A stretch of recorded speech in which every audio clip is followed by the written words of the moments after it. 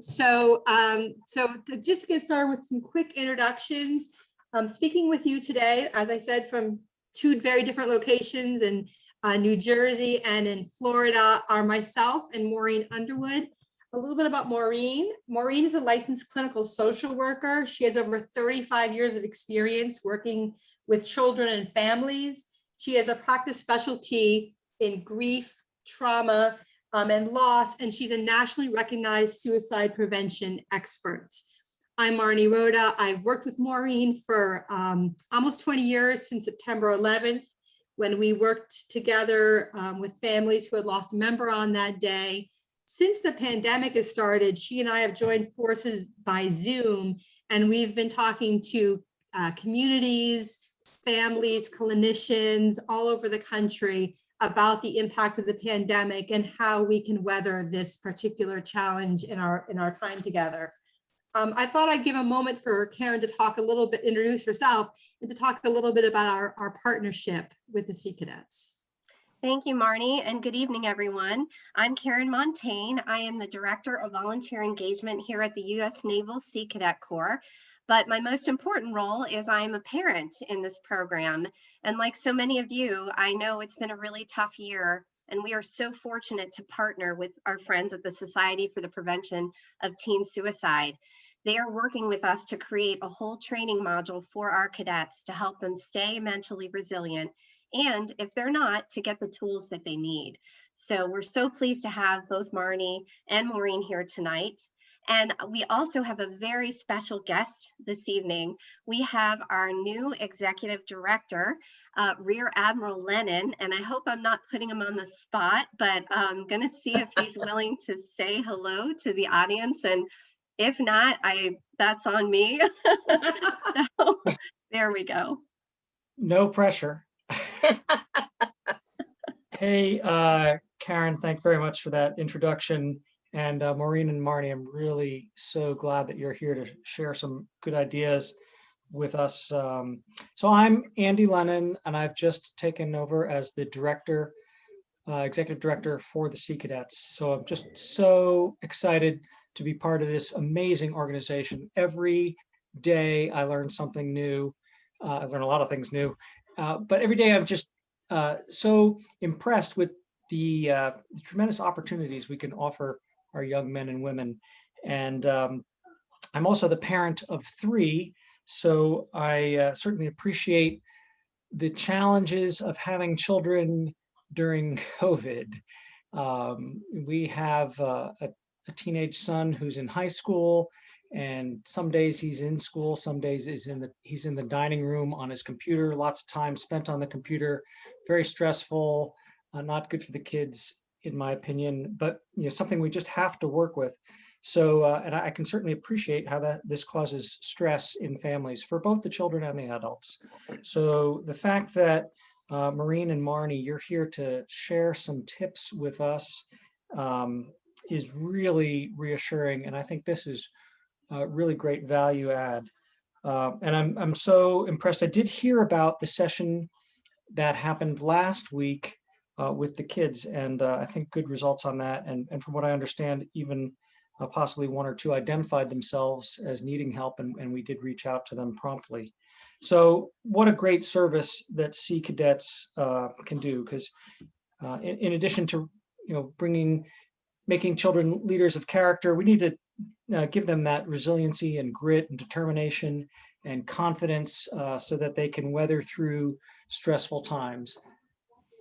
You could be a naval officer or a sailor or a soldier and experience stress, but just as an adult working a job, being my most stressful moments in life have nothing to do with the Navy and everything to do with being a dad. So so I appreciate this really fabulous session that you're about to host. I don't know how long I'll be able to stay on it, as I have some of my children have just shown up for Mother's Day that I wasn't expecting. So, but thank you so much for that introduction, Karen. And so Maureen and Marnie, I'm just thrilled to be here. So thanks for what you're doing. Thank you for that. And luckily Karen's recording it, so you can always catch the tips You can always catch the tips afterwards too. So thank you very Great. much. It's very nice I'll- to meet you. Brilliant. Okay, so with that being said, I'm going to turn this over to Maureen for a minute to talk about what we're going to talk about today. And yes, Nicole, we are going to cover a little bit about what we talked about today. And I also know that that was recorded, so that's something that they can see or you can watch yourself. And Karen will make sure that she shares with how to do that before we wrap up today. But Maureen, why don't you talk about what we're going to do today? Okay, well, I just want to sort of echo what Rear Admiral Lennon said, that we are so delighted to be part of the Sea Cadet family. We're not just saying that. Marnie and I have so enjoyed talking with your kids and talking with you and really kind of understanding the philosophy and mission that you all have. And I hope you'll see that as we go through this program.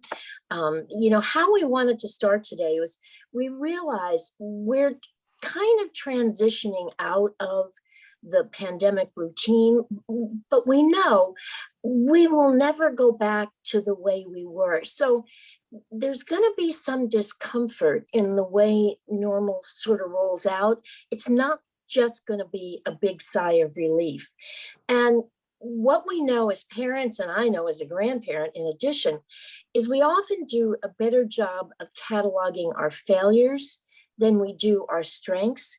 So what we wanted to do with you all today was refocus you. And we want to do that by sharing some of what your cadets have told us. As some of you may know, we started talking with them about last year at this time, and we've gotten incredible amounts of information from them. And they've been just so forthcoming and I think really, really honest. You know, my experience as a social worker, I've worked with kids in all kinds of settings and can kind of tell when they're, telling you what they think you want to hear. Your kids are telling us the truth, I think. And we want to share some of that. And we also want to talk, though, about what we know has really been a challenge in parenting during the pandemic. And the reality of something that we could actually call burnout. And the reason we want to focus on that is we want to have that kind of be the place we jump from, to have you and your cadets focus on the future. We want to help you learn from where you've been and where your kids have been. And we know that parenting is hard under any circumstance, and it's still a little bit shaky. So that's sort of why we wanted to look ahead and give you some suggestions of how to get there in really a hopeful and realistic way. So Marnie, I'm going to turn it back to you. Absolutely. So what we wanted to do is really to start with what we heard just last week, as your Admiral Lennon mentioned. We did have a webinar last Saturday, same time, with cadets. And so we wanted to share some of what we heard at that time. So the first thing we did when we got together was we asked them, back when you were 5, what did you think you wanted to be when you grew up? And we asked them that, and we got some delightful answers, which I thought I would share with you. So we heard sailor, law enforcement, pizza delivery, actor, chef, veterinarian, race car driver, writer, someone wanted to work in the BAU, marine biologist, baker. So we got some really fun and great answers. And what makes me smile about these is they run the gamut. Those are the dreams that we have when we are 5. And what we wanted to do, though, was turn it over to you and ask you the same question. And you can put this in the chat. And while you guys are typing away in the chat, what did you want to be when you were 5 years old? I'm going to share, not mine, but I'm going to share what my now almost 20-year-old son wanted to be. When he was around 5, we had a babysitter who was a family friend, and when she would come, often her boyfriend would come too. And a morning after my husband and I had been out to a party, the next morning over breakfast, my son said to me, "Mom, do you think when I grow up, I might be able to be the boyfriend of a babysitter?" And so At 5, that was pretty much the pinnacle of success for him. The boyfriend of a babysitter, that was his dream. He has gone on to other dreams since then, but I would love to see yours. So just go ahead and share with us what you want to be. When you were 5, what did you want to be?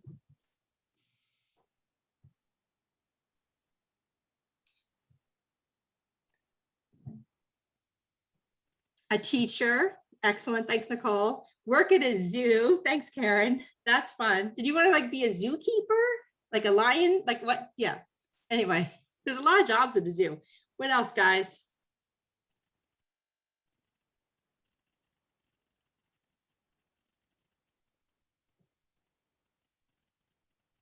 A teacher. Okay.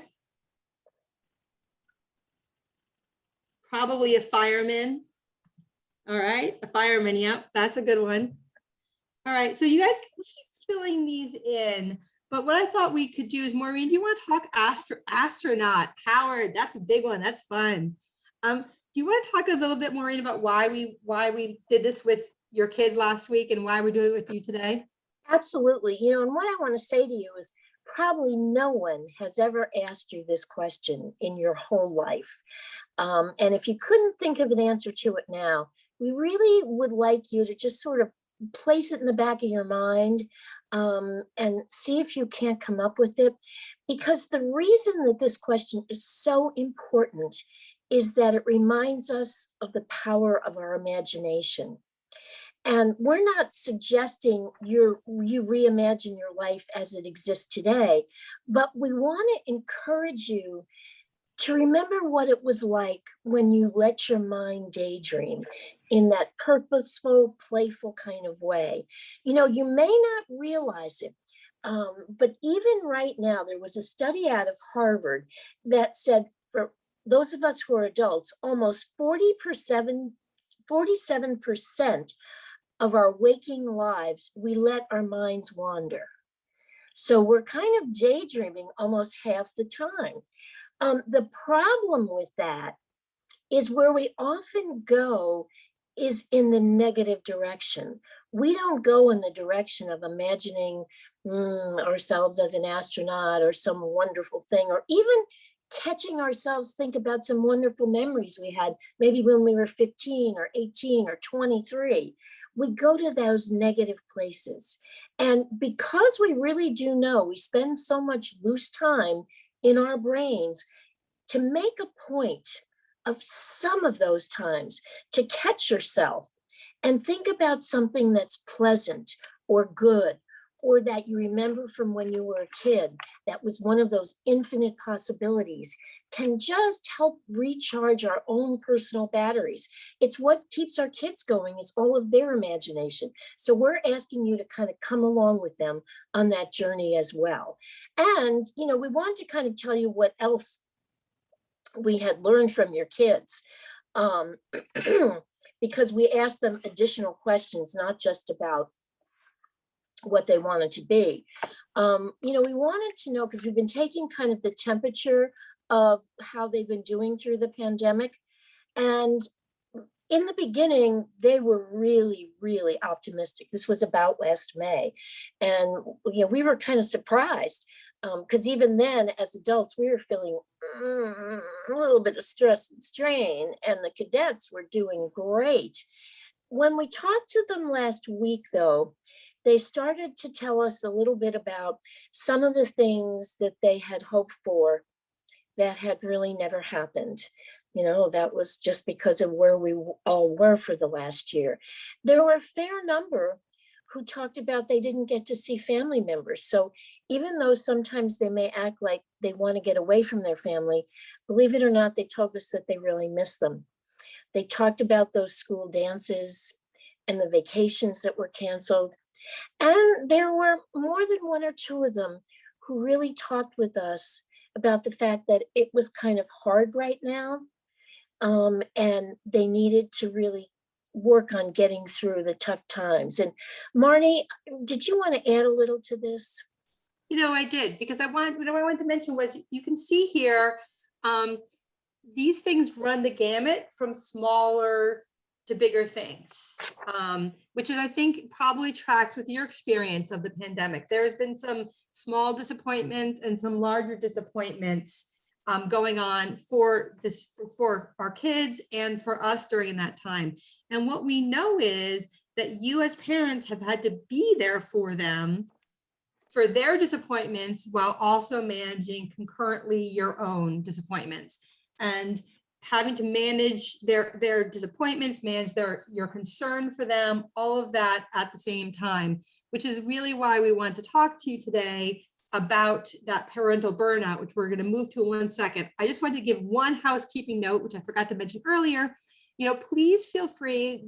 Again, this is interactive. So if we're saying something and you have a question about it, go ahead and throw the question in the chat. We'll get to it right away. Or if we don't, we have time at the end for questions. So please use us as a resource today, and don't consider this a lecture as much as a conversation. We would like to imagine us virtually in your living rooms chatting with you. And so please take advantage of that and throw in questions. Don't wait till the end. Ask them as you think of them. And so Maureen, though, do you want to talk now about why, I don't think it's a surprise to anyone that parental pandemic burnout is a thing. I think a lot of us are burnt out right now. Truly. And all you have to do is Google pandemic parental burnout, and you'll come up with lots and lots of information about it. This was the definition that seemed to make the most sense to me, that it was a combination of physical exhaustion, mental load, and workload all wrapped up in one. And, caretaking of children obviously took on an added dimension last year. We had all the normal stuff that goes on in just raising kids. And then we had those fractured schedules and those disappointed children, the school in and out and back and forth. And I think one of the challenges for all of us was, if you can see the person in the background here, she's holding her head. I think there were many times we felt like holding our heads, and there was a disconnection that really, I think we felt with the closeness of our family. And one of the things I just wanted to throw in here, because this is important to remember, and it's a subtle way that can chip away at some of that burnout, is that physical comfort is a really powerful way to manage burnout for both you and your kids. And it doesn't have to be hugs and hand-holding.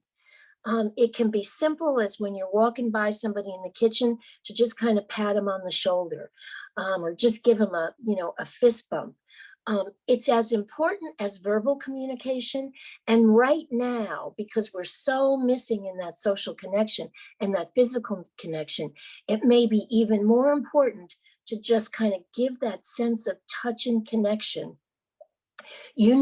Some of you, may have read research that came from attachment theory and psychology years ago, and it was about how important that physical connection. They called it contact comfort.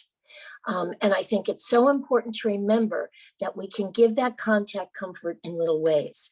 That helps us get through, especially when we're feeling like some of you may want to say things like,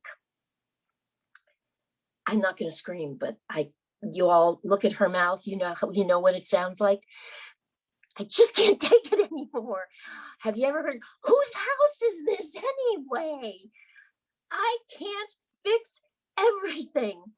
Oh, and this one I love. If your parents' friends seem so understanding, why don't you go live with them?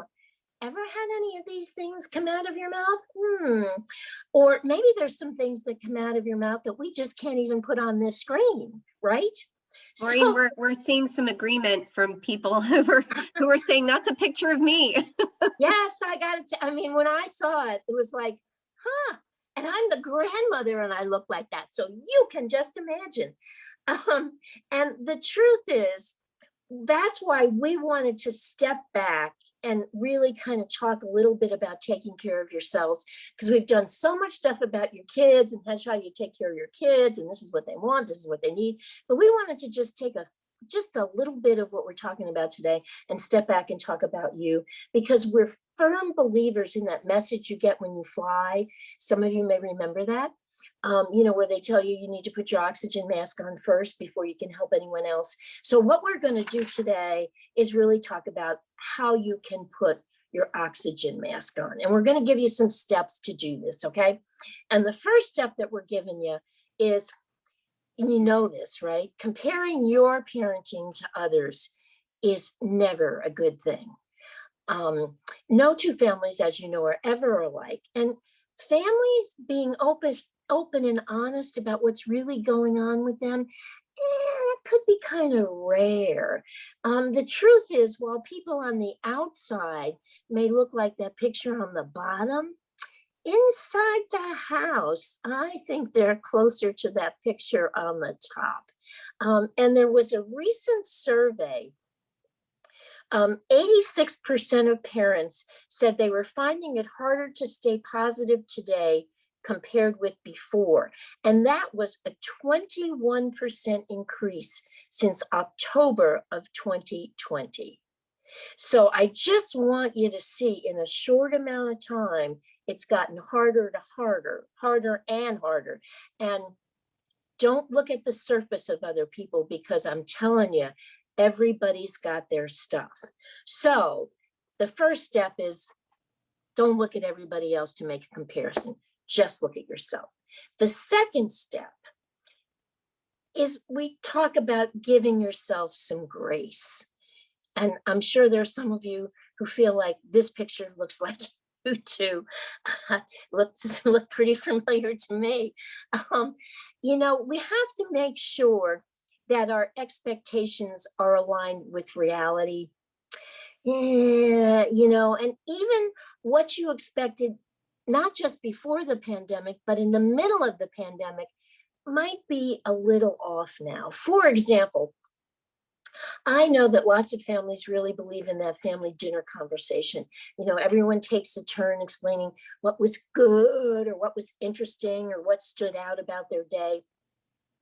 All of the parenting books you ever read say, oh, this is the best way to nurture family cohesiveness. Have you asked any of those questions lately? I'm going to tell you some of the answers my family gave at dinner. Oh, yeah, the 16-year-old said, that game you made all those special arrangements to attend? Well, it's been postponed because the kid on the other team got COVID, so there isn't going to be a final game. I think I'm failing Spanish, the 12-year-old said. I thought I sent my assignments in, but the teacher said she never got them. I don't quite understand. Oh, and the 14-year-old told us, I don't eat lunch anymore. The food is really skeevy at school. We all sit alone. And yeah, school's so boring, and so is this dinner. So there you go. I'm going to ask Marnie, because she tends to be a little bit more positive than I can be sometimes.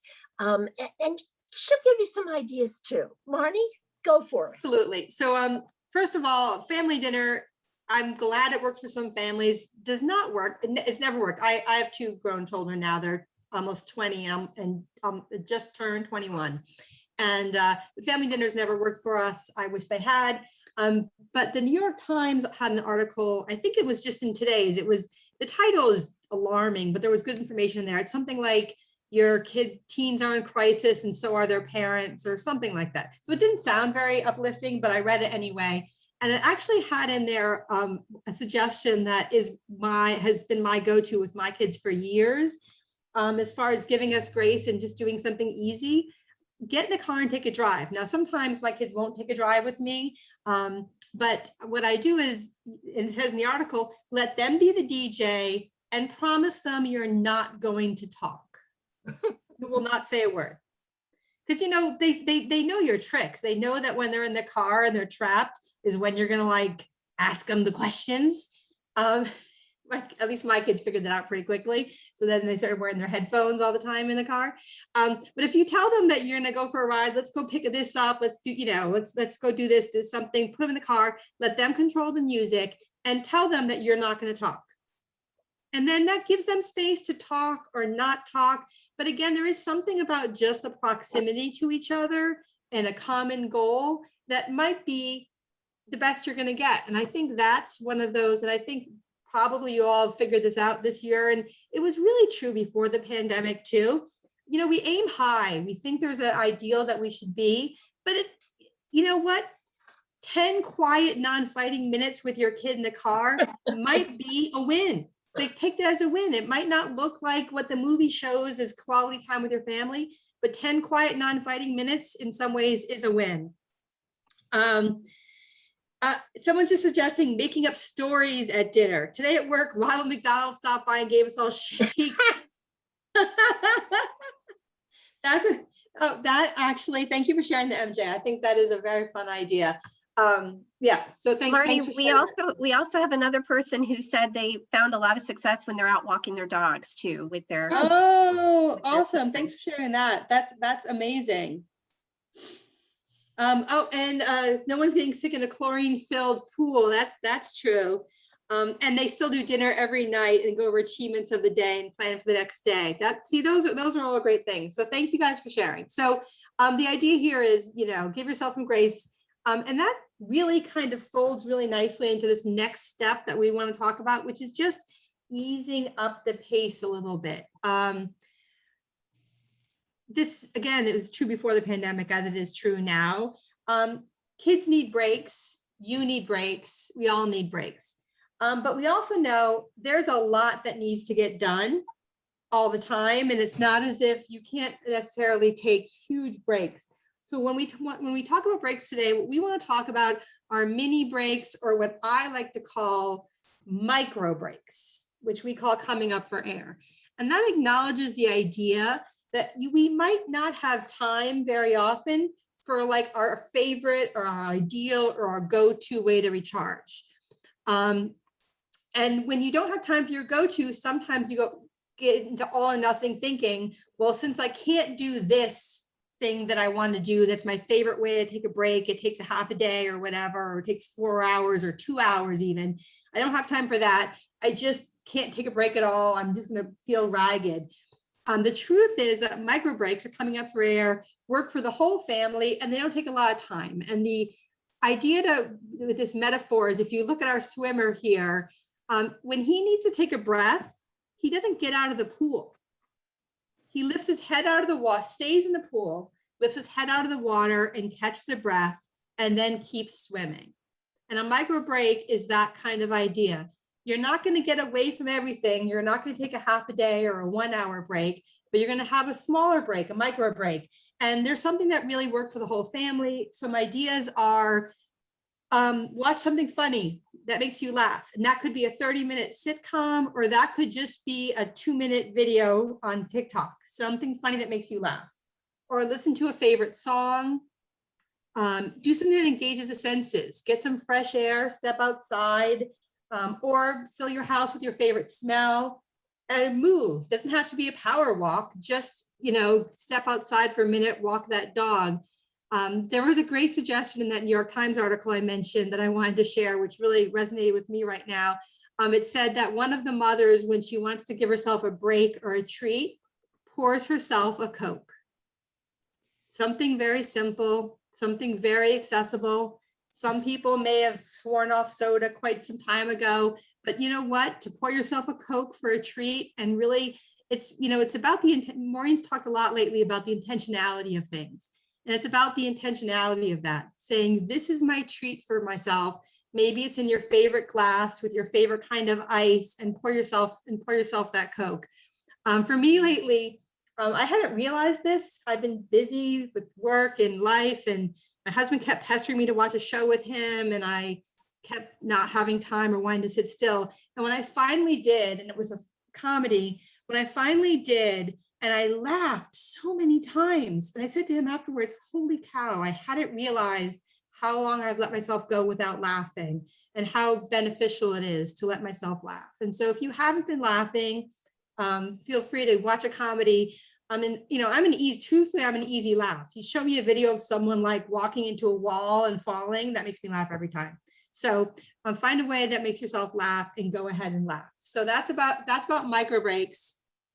And I'm going to go ahead and switch this to Maureen. I'm going to go look and see what's been happening in the chat while I've been talking. Maureen, go ahead. All right, so this, Wait, Maureen, before we jump into that, we Sure. have a parent that has shared something in the chat that they're struggling with helping their teen with normal life transitions, right? So their teen is 18 years old, and normally there'd be a lot of transition to adulthood, normal things you do, but everything is so nebulous now. And so as a parent, I think they're feeling very helpless and frustrated. So any thoughts about something like that? And if now's not the right time, we can address it later, but I just wanted to mention that. Karen, thank you so much for bringing that up and reading that, because I hadn't gotten to read it because I was blabbing away. I think that's a really good point. And I think that transition, that age group, this 17 to 21 age group has really been hit in a unique way by this. We're going to talk in a little bit about wrapping up today with looking forward, where we're going to talk about that a little bit. Maureen, before we get to looking forward though, because this is really speaking to that, is there something else you wanted to share about this idea about when things are so uncertain?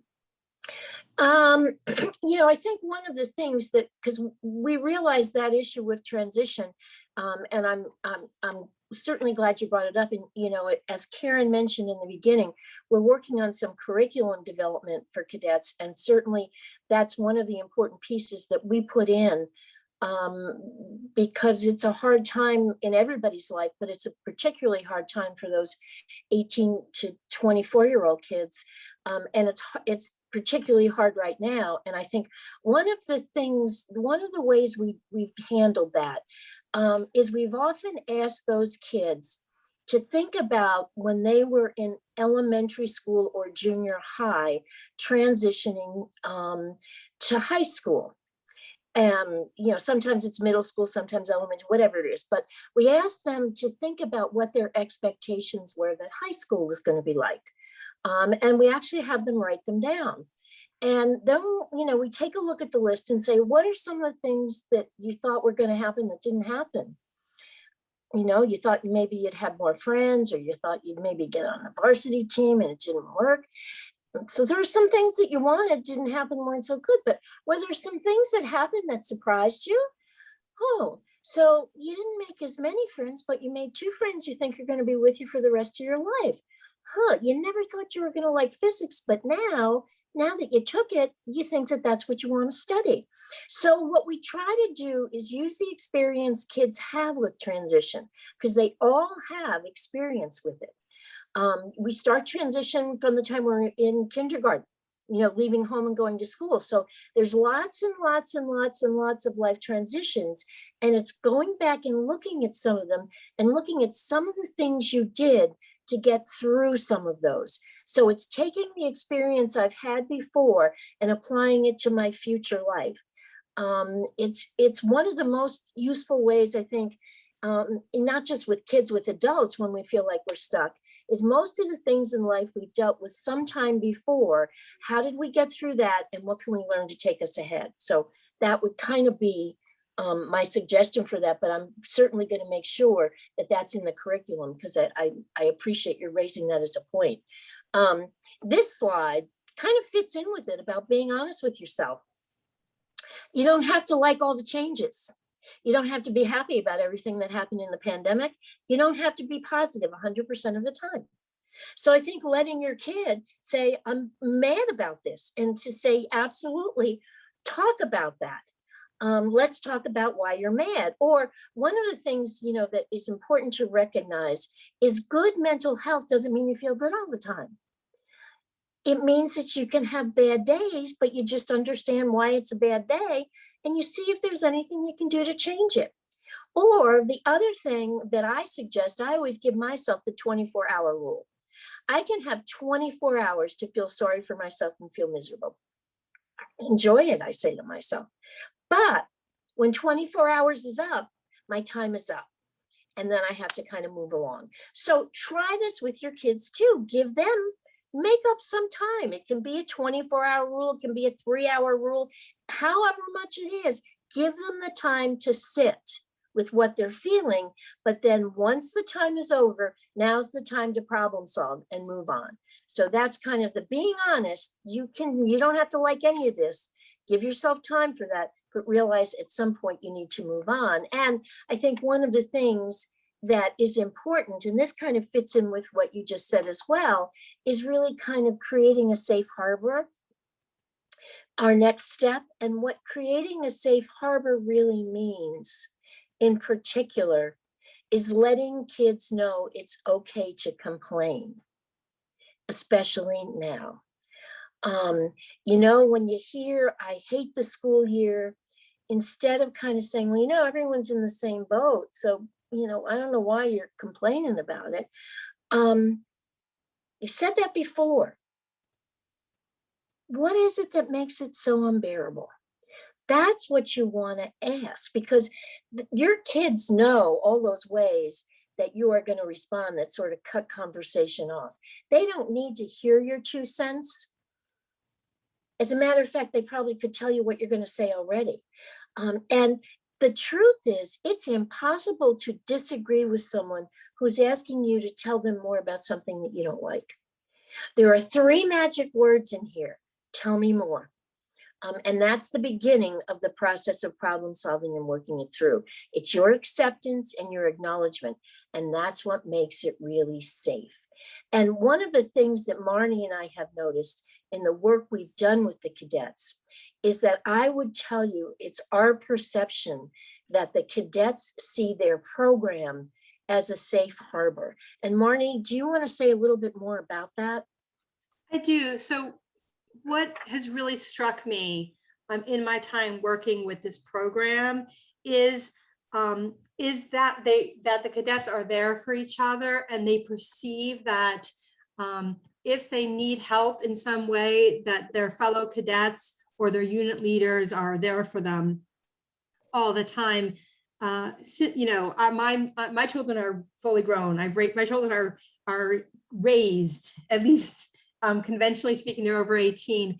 But if I was to ever, if I had known earlier, if I was to ever to do the child rearing thing again, I would want to be a Sea Cadet family, because the presence of having the Sea Cadet family as something to lean into, I think I just watch your cadets knowing that they can go to someone for help, and knowing that asking for help or going to someone when you need something is the right thing to do. You know, we work with kids all over the country, and it's much easier to introduce the idea because your cadets are already receptive to the idea. They know that they can't go about life alone, that you need your unit. You know, the message that the chiefs and chiefs couldn't have gotten to where they were had they not asked for help along the way is loud, is loud and clear. And I think that that's, in the work that Maureen and I do, having our youth today know that they can't go alone, and there has to be times when they ask someone for help, is so important. And I see that because of Sea Cadet culture, that is something that you all have. Maureen, do you want to say a little bit more about those hard times? Yeah, because I think that, all of us have times that get us down. I think if you were honest with yourself, but it's also being honest with your kids, every day isn't a sunny day in the neighborhood. And, because you're on this webinar, my guess is that you pay attention to your parent radar. And parent radar, it's usually pretty accurate. And I think most of the times you don't have to worry about overreacting. And sometimes just the way we ask questions of our kids sort of set them up for knowing whether they can talk with us or not. And that question that often, you often hear, especially when you've had a hard day, what's the matter with you? And if you could try instead to say something like, you don't seem like yourself. What's up? And you really listen to the answer and don't try to fix the problem. And I think that that's really hard for all of us. I speak as a grandparent. When I see my grandchildren struggling, I want to make their lives better, however I could. So, I think it's important to recognize that you can't fix everything. And when things go on, even for a few days, sometimes it's important to check in with someone else. And we're going to give you some resources. And again, I don't want you to be put off by the fact that this says the Suicide Prevention Lifeline. Most of the calls they get are not about suicide, just so you know. And you can either call, or as most kids prefer to do, is use their text line, and it's texting home to 741-741. And this connects you with a trained mental health professional who can really help you get a plan to get back on your feet. As I said, it could be suicide. You know, lots of people have thoughts about it. And knowing that you can talk with someone who can help you kind of decide where you need to go can be really important. But it may not be, and there may be just other things you need to talk to an adult that can be trustworthy. So, you know, I want to turn this over to Karen, because I know we've asked this question many times. What happens when the cadets reach out for help within the cadet family? Yeah, no, thank you for asking that, Maureen. You know, one of the things that we have been so open about in talking with our cadets themselves this year is that, you know, they may have somebody turn to them in their unit who needs help, or who, you know, just is struggling. And I think the beauty of that is just making kids aware that it's okay. They may hear that, and they can go to a trusted adult within the Sea Cadet community. So our adult volunteers currently right now have an optional teen suicide prevention training that we put together for them. And I just want to make sure our parents know this. And we also have a parent resource page on Homeport, which has a lot of resources, and I'll make sure I include that in the chat today before we end. But the thing that I'm most excited about, what we're working very closely with Marnie and Maureen on, is that this will be a required training, probably starting this fall. And beyond whether it's required or not, it is readily available now to our adult volunteers, and they're very educated about what they can do if a cadet comes to them. And we have a whole protocol for our adult volunteers that they can follow, so that they can make sure the parents know, that they can take the proper steps, and that they can refer the family to any necessary resources that may take place. But safety is our number one. And so all of our adult volunteers are trained in that way. So our cadets know that if they have a friend who's struggling, or they're struggling themselves, they can go to one of our adult volunteers and get the support they need. And I'm glad, Maureen, that you mentioned our chiefs and how they've talked about the idea that they could never have succeeded in Sea Cadets unless they got help. I think sometimes our new cadets join the organization and they see these really impressive peers who are so successful and they are so accomplished and well-spoken. Well, they didn't start out that way. And no unit can succeed without the help of each other. And so that's a really important message that we are getting across to our cadets throughout the organization, through the culture, through the training. And we just want to know that I hope that our parents realize that that's a very important message that we do emphasize. So thank you, Maureen. Thank you, Karen, so much. And someone mentioned they took a photo of his screen. I'm going to suggest to anyone else who doesn't have these phone numbers handy or have them anywhere, it's just good to have, like Maureen said, don't be put off by the word suicide. If somebody needs help, this is a great resource for people, and to be able to have this handy is great. So, and Lisa's just asking a question. I want to see, what is Homeport? Karen, I think that feels like a very Karen question. So since you just spoke, I'm going to let you respond. They're very new to Sea Cadets, and they haven't had a lot of parental information other than this webinar. Our son struggles with organization, so having a calendar would be helpful. Karen, do you want to answer that while we're here? First of all, welcome. We're so glad you're here. Welcome to Sea Cadets.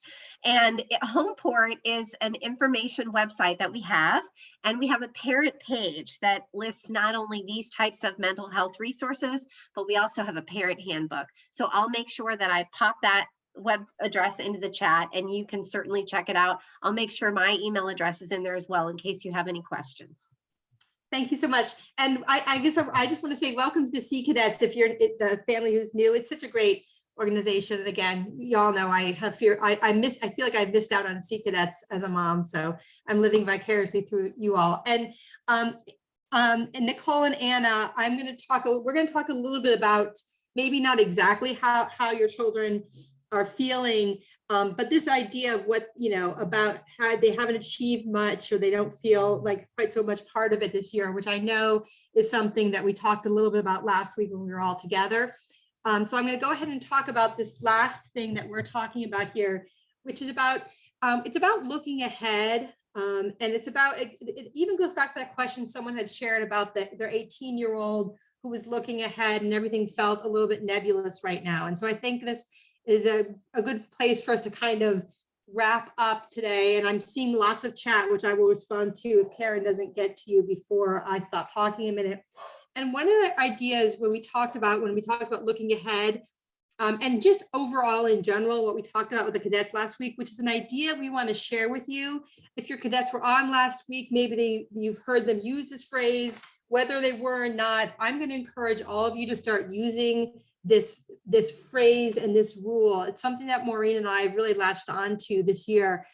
We're calling it the 2% rule, and it's about the idea, this again, true all the time, extra true right now. It's about the idea that oftentimes when we set goals as humans, we tend to set pretty big ones. We reach for the stars, we set big goals, and that's exciting and great.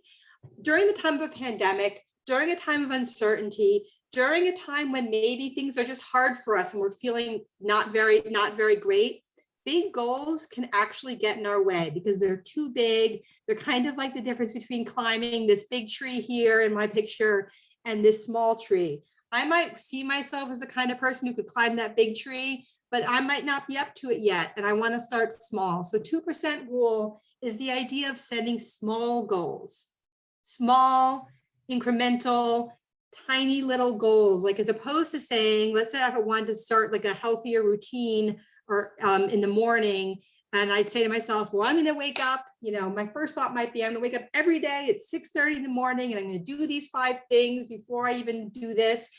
Here's an idea. A 2% rule would be, I'm going to wake up 2 days a week or 1 day a week at that time, and I'm going to do one of those things before I do anything else.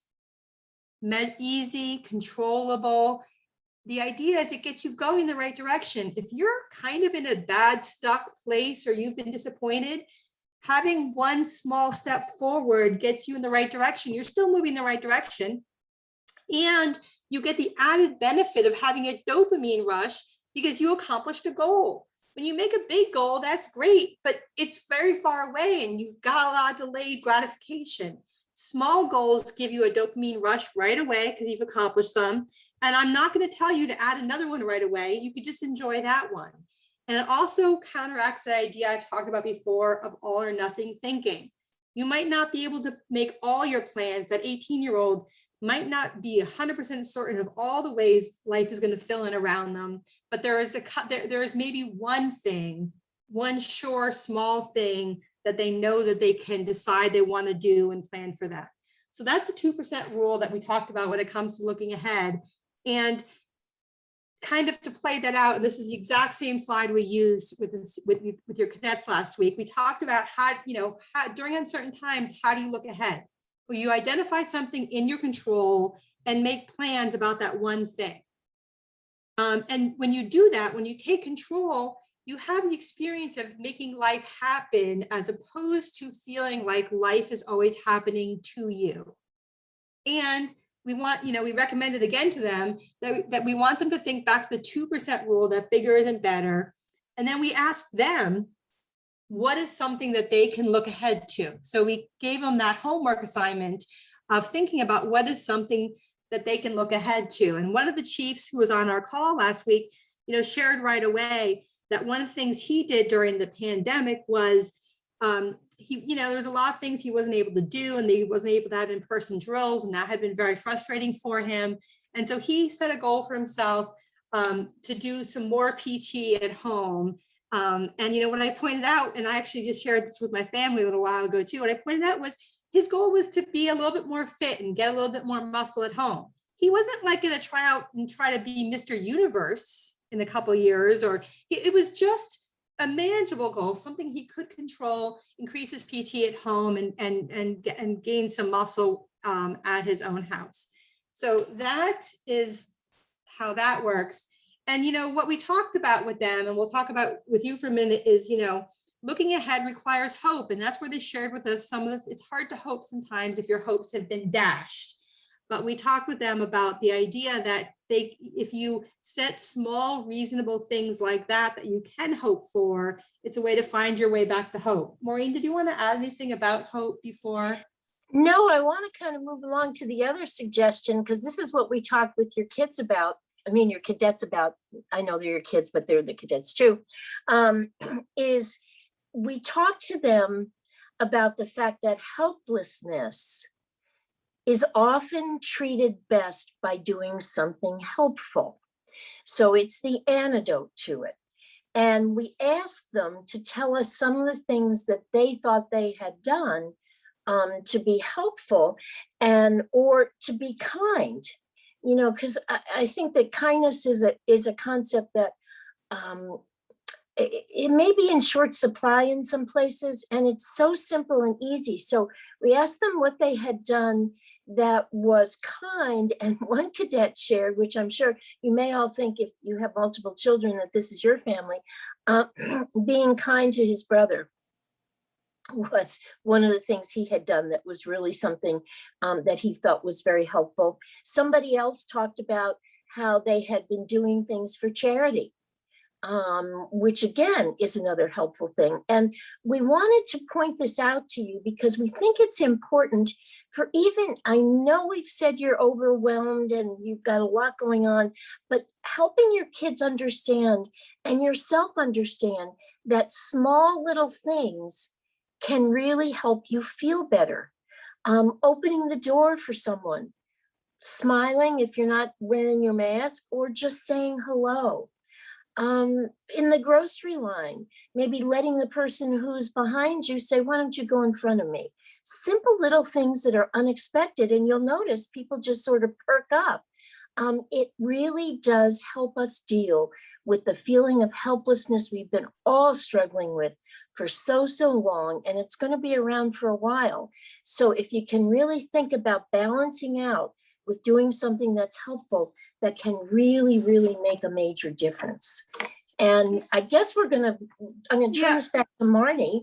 I am, because I wanted to point out, Maureen, because I'm listening to you and I'm looking at the comment from at least Nicole, and I think someone else agreed with Nicole, that without having drills and training, they noticed that their cadet was feeling their self-worth was suffering and their sense of value was suffering.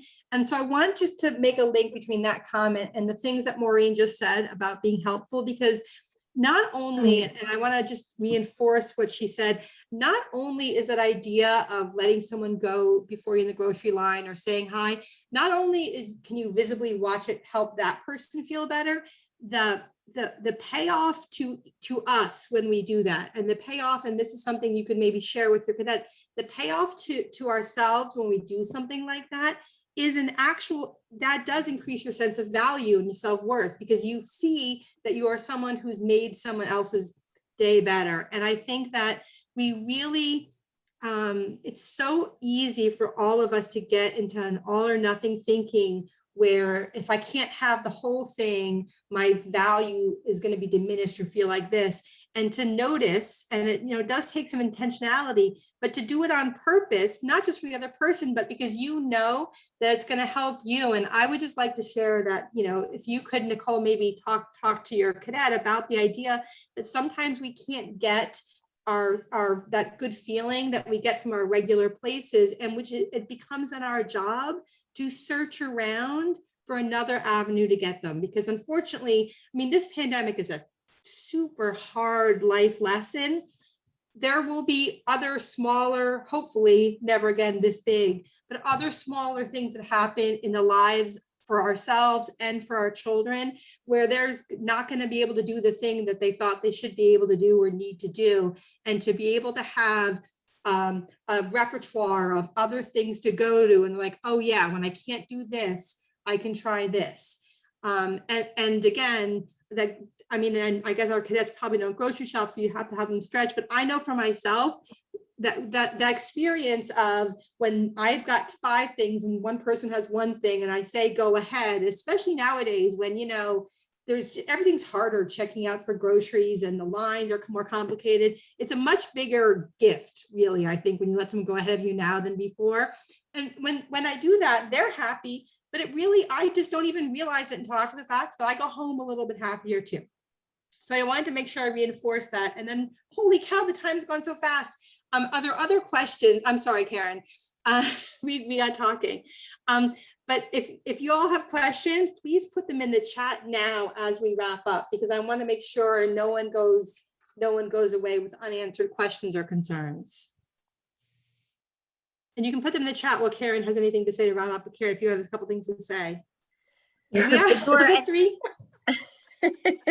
I want to address the comments of the new parents who are feeling that loss of not having their child meet with their unit, and they're new and they haven't, you know, their cadet doesn't even know anybody in their unit yet. I can absolutely 100% relate to that.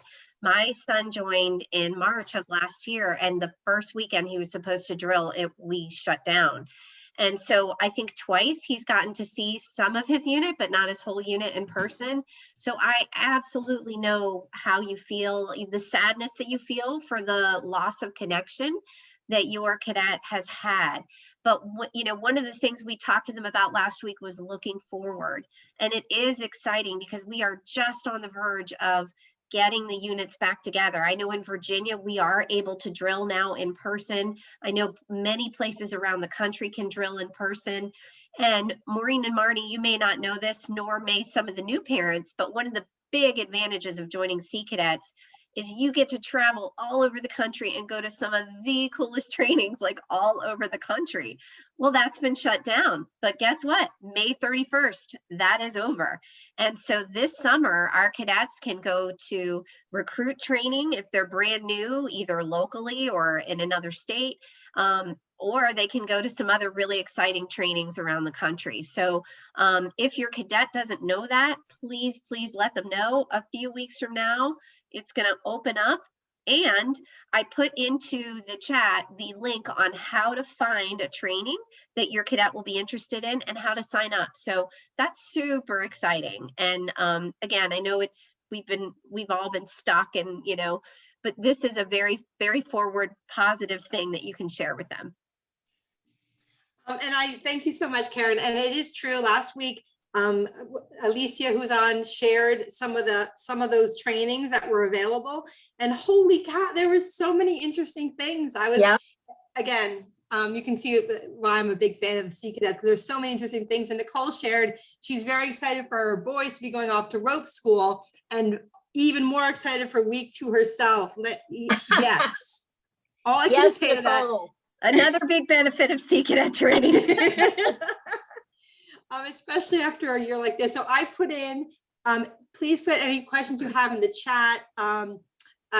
We are so glad. Thank you so much, Karen, for being able to have us today. We always love working with you all. I'll stick around for a minute. Oh, good. Perfect. Karen, thank you so much. I was going to say, I'll stick around for a minute, but if you have any questions and you don't want to share them, ask Karen and she'll get them to us. We will make sure we address them.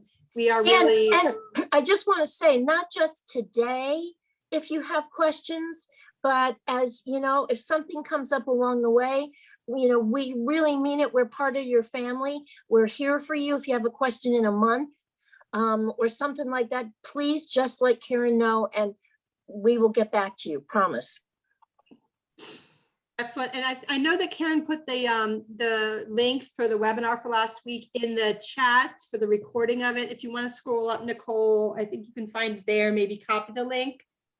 Thank you, Karen. Excellent job. And it is so true too. And I love to get emails from Karen. So if you guys email Karen with questions and she wants to pass them on to us, we're here for you. Karen, thank you so much for the time. Happy Saturday. happy Mother's Day to the mothers on the, on all us mothers on the call. And thanks so much. Thank you all to the new parents and existing parents who joined us tonight. Thank you all. Really appreciate Thank it, Maureen and you. Marnie. Take All care. right. Thanks. We'll be in touch. Bye. Okay, thank you, everyone. Good night.